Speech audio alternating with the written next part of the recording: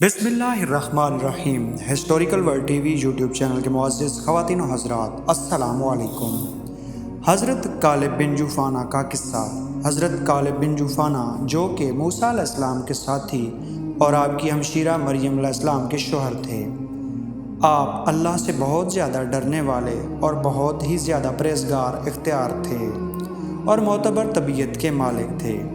جب بنی اسرائیل کو جہاد کا حکم ملا تو قوم نے روگردانی شروع کر دی، تو حضرت کالب بن جوفانہ اور یوشع بن نون علیہ السلام نے انہیں یہ خوشخبری سنائی کہ تم جہاد سے کیوں روگردانی کر رہے ہو، حالانکہ اس سے منہ نہ موڑو۔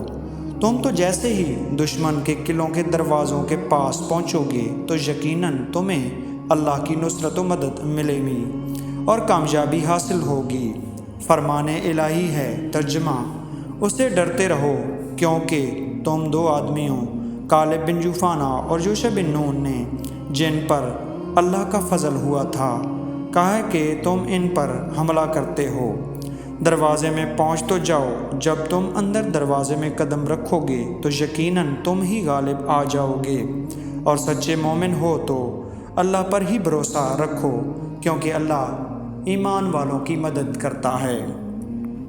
حضرت کالب بن جوفانہ کا قصہ اتنا واضح کہیں نہیں لکھا ہوا، لیکن مختلف علماء کرام نے ان کے بارے میں بیان کیا ہے کہ یہ حضرت موسیٰ علیہ السلام کے معتبر ساتھی تھے اور جہاد میں انہوں نے بہت ہی کاوشوں کے ساتھ کامیابی حاصل کی تھی۔